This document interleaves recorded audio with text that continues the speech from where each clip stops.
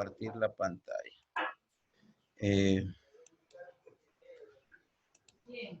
Ya les di la bienvenida. Ahora sí, vamos a trabajar, porque tenemos el tiempo limitado. A ver, colegas, bienvenidos todos. Desde ya contento yo también de poder participar con ustedes. Vamos a seguir emitiendo algunos colegas que están ahí. Vamos a poner a emitirlos a todos. Ya, muy bien. Y a la vez también silenciar a todos para que me dejen trabajar. ¿Ya? Muy bien. A ver, las cosas están en este contexto de la siguiente manera. Tenemos que para mirar el tema de cómo queda la planificación curricular, ¿cierto? Ustedes saben que este año 2020, igual que los años anteriores, los últimos 2 años anteriores, nosotros veníamos implementando el Currículo Nacional de Educación Básica, ¿correcto? Entonces, teníamos para este año la 220, la Resolución Ministerial 220, que de alguna manera normaba cómo iba a ser el trabajo durante este año 2020. Pero luego se vino este escenario, obviamente la pandemia, y se tuvieron que interrumpir las, digamos, actividades de aprendizaje de forma presencial y pasamos a una modalidad a distancia, ¿cierto? Entonces, se han tenido que venir regulando algunas actividades y por ello es que el Ministerio para las Instituciones Educativas Públicas, digamos así, puso a disposición la estrategia Aprende en Casa, que es, digamos, nuestro motor y motivo de esta reunión también. Y para el caso de las instituciones educativas públicas, perdón, privadas, también les dijo que podían utilizar el Aprendo en Casa o de lo contrario tenían su propia estrategia, como así lo están haciendo muchos, y luego complementaban con el Aprende en Casa. Entonces, tenemos que ubicarnos en ese contexto. Veníamos trabajando con la 188 que nos decía cómo teníamos que hacer nuestro trabajo, cuál era nuestra responsabilidad como docentes y cómo era nuestra responsabilidad como directivos también. Muchos de ustedes quizás son directivos también. Entonces, acá lo que tenemos que aclarar en este día es cómo queda, obviamente, el proceso de planificación. Entonces me voy a enmarcar en el momento actual, en el momento en el que estamos ahorita, ¿cierto? Este momento es que ya a la luz de la 026 que nos mandó a trabajar en la casa, a la luz de la 088 que nos dijo que podíamos, inclusive, digamos, hacer trabajo remoto. Luego ha ido la 090 para las privadas. Ahorita tenemos la 093, que salió el 25 de abril, y al día siguiente probablemente salió la 094. Entonces, la RBM 093, que la voy a tomar como base para poder explicar lo que queda del escenario, digamos, en el trabajo que vamos a hacer ahora. Entonces, mi punto de partida para explicarles todo ello va a ser la resolución viceministerial número 093 del 2020. Y algo también vamos a tomar de la 094. ¿Qué dice la 093? La 093 dice que debemos tomar en cuenta orientaciones pedagógicas para el servicio educativo de educación básica, que es donde nosotros trabajamos, durante el año 2020 en el marco de la emergencia sanitaria por el coronavirus COVID-19. ¿Qué significa esto? Que esta norma viene a complementar a la 220 prácticamente. No es que la deroga, sino que la complementa, ¿cierto? Y nos dice cómo va a ser este trabajo en lo que queda del año, ¿cierto? Cómo va a ser el trabajo tanto a nivel a distancia y a nivel presencial, si es que llegáramos obviamente a regresar de manera presencial, ¿cierto? Entonces el objetivo de esta norma que voy a tomar en cuenta hoy día y que todos nosotros tenemos que manejarla, porque a partir de ahora es la que conduce nuestro trabajo, ¿cierto? Es la que va a conducir nuestro trabajo en materia de planificación mediación y evaluación de aprendizajes. ¿Correcto? Quiero que se me escuche, por favor. Esta norma es la que va digamos, a conducir nuestro trabajo en lo que nosotros sabemos hacer. Todos los docentes trabajamos en estos tres procesos, ¿cierto? Planificamos, mediamos y luego evaluamos nuestros aprendizajes. Perdón, los aprendizajes de los niños. Entonces, por eso que el objetivo de esta norma es brindar a los docentes, directivos y otros actores educativos orientaciones pedagógicas para la reprogramación curricular. Mira lo que dice, reprogramación curricular. Nosotros teníamos una programación curricular ya para el año, ¿cierto? Pero ahora necesitamos reprogramar eso, considerando que vamos a tener probablemente estos dos escenarios. El escenario a distancia, que es lo que estamos viendo ahora, pero en algún momento también vamos a tener el escenario presencial, de vuelta al colegio, ¿no? Entonces, por eso dice hay que reprogramar la implementación del currículo durante el año 2020 en el marco, obviamente, decíamos, y en el contexto de la emergencia sanitaria generada por el coronavirus. Esta reprogramación, como bien lo dice ahí, articula la modalidad a distancia y la presencial en el marco de la estrategia Aprendo en Casa.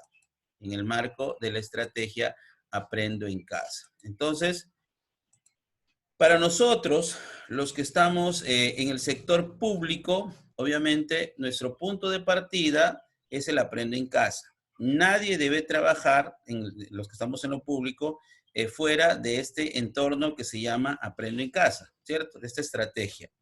Las privadas sí tienen la posibilidad de definir su propia estrategia e inclusive hasta pueden usar el Aprendo en Casa como complemento. Ya eso va a depender de ellos, ¿no? Por eso que a ellos se les está exigiendo su plan de recuperación y adaptación del trabajo que van a hacer.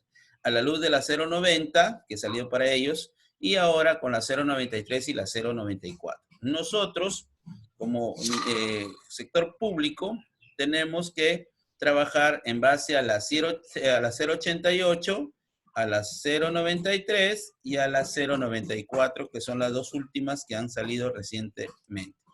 Entonces, una vez que hemos visto los objetivos, el objetivo, que es una invitación a una reprogramación, decía, ¿no? Entonces, por eso es que este tema que he tomado hoy día es cómo queda la reprogramación, digamos, curricular.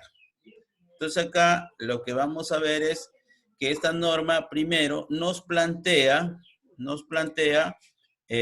digamos así, una redefinición de los términos, que es lo que por donde voy a empezar para poder entender luego cómo queda esta planificación.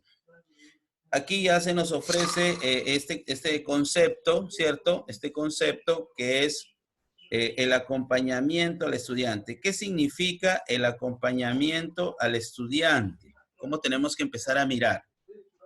Conjunto de acciones coordinadas por un profesor o un grupo de profesores de manera colegiada, remota o presencial, en este caso estamos trabajando remotamente, con el propósito de responder a las necesidades de aprendizaje de los estudiantes, cuando éstas no han podido ser resueltas por el estudiante de manera autónoma. Ya me voy metiendo en el tema.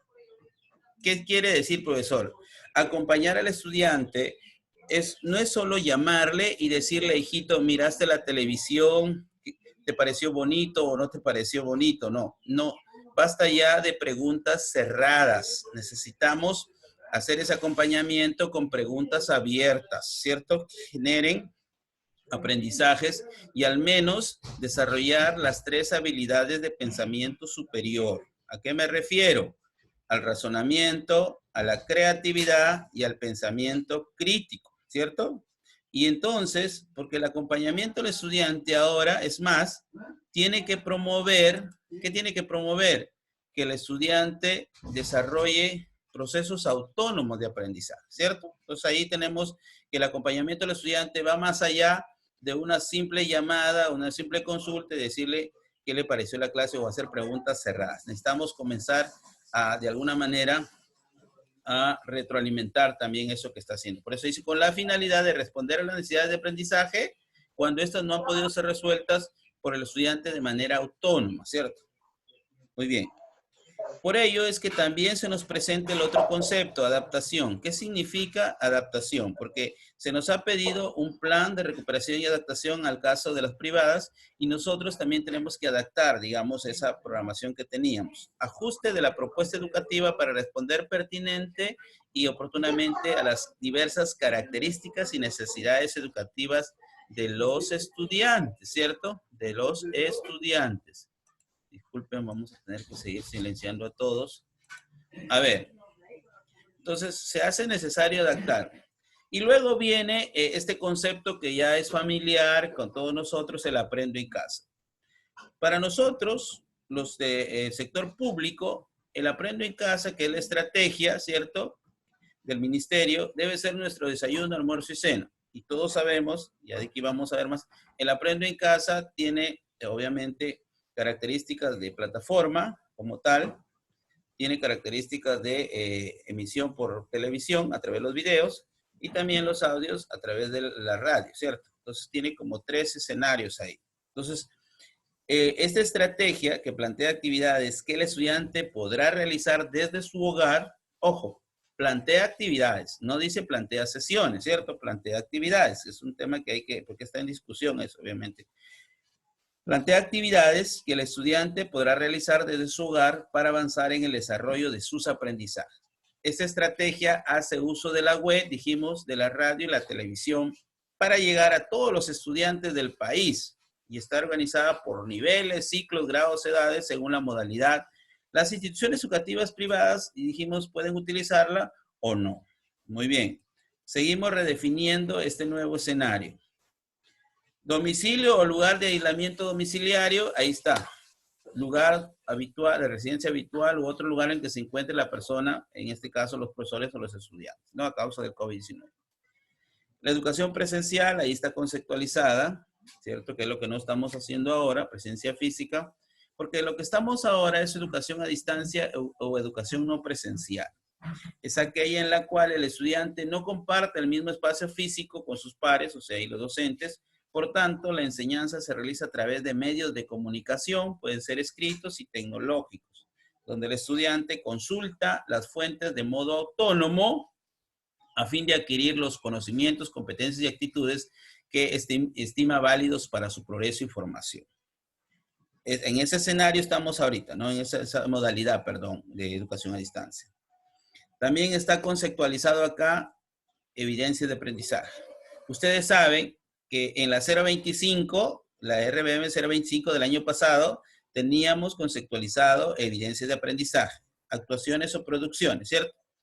Como la 025 acaba de ser derogada por la 094, porque ya les voy adelantando, la 094 ha venido a, digamos, no a causa del coronavirus, sino porque ya se tenía que plantear en el país una nueva forma de evaluar aprendizajes, ¿cierto? La 025 fue un intento el año pasado, pero tenía algunos vacíos, ¿cierto? Entonces, ahora ya salió la RBM 094, que deroga a la directiva del 2004, ¿cierto? A la 04 del 2005, si no me recuerdo, y a la 025, ¿cierto?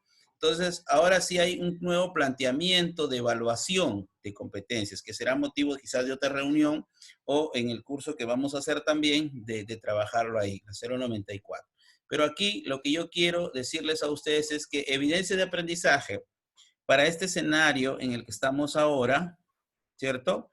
Ya sea a distancia o luego presencial que viene, son las producciones o las actuaciones realizadas por los estudiantes en situaciones definidas y como parte integral de su proceso de aprendizaje. Actuaciones o producciones, eso es evidencias, mediante las cuales se puede interpretar e identificar lo que han aprendido y el nivel y logro de la competencia que han alcanzado con relación a los propósitos de aprendizaje establecidos y cómo lo han aprendido. Juega esto también con los estándares de aprendizaje, obviamente, ¿no? Para ver el nivel de logro. Y entonces, decíamos, esos son el nuevo escenario, ¿sí? En el que estamos y vamos acá avanzando con los áreas de términos. Acá también está conceptualizado ya, ¿a qué le llamamos mecanismo o mecanismos para el desarrollo del trabajo remoto?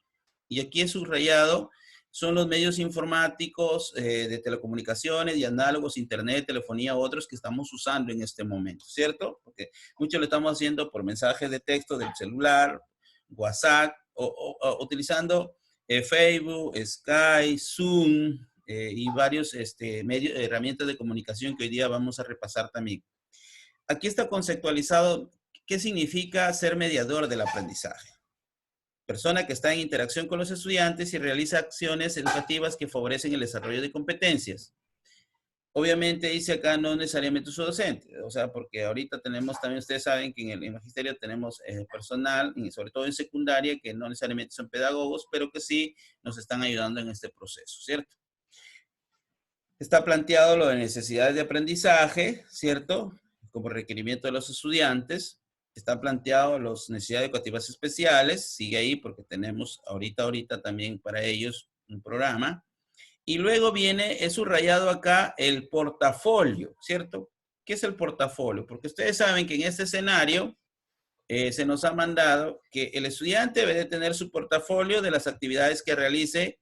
El docente tiene su portafolio del estudiante, de sus evidencias del estudiante. El director tiene su portafolio de evidencias del trabajo de los docentes. Nosotros los especialistas tenemos el portafolio del trabajo del director en toda su institución educativa, ¿cierto? Y así.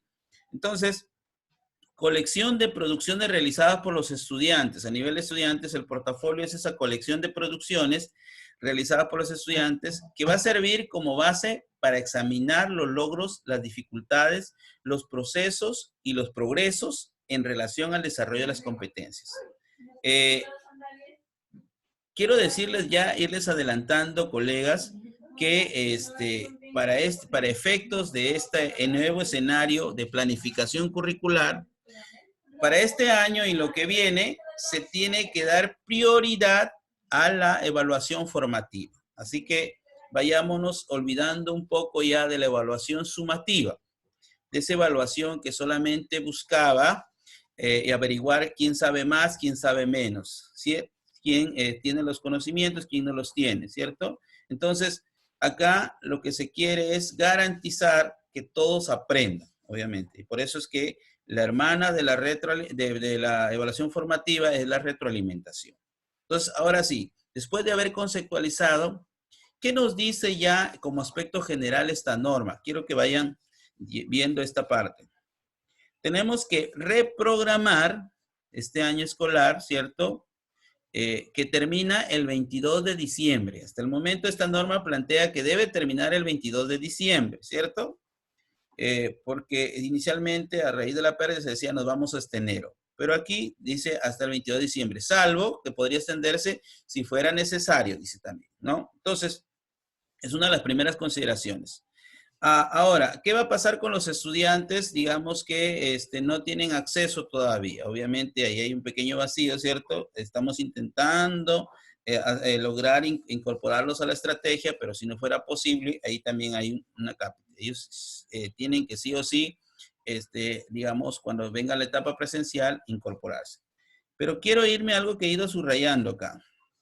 Los docentes deberán adecuar lo que tenían originalmente planificado y reorganizarlo, planteando experiencias de aprendizaje enfocadas principalmente en aspectos vinculados a la coyuntura actual. Eso es lo que me gusta, a la coyuntura actual, que habilite a las y los estudiantes a procesar y aprender desde la experiencia, fortaleciendo competencias de desarrollo personal y ciudadanía.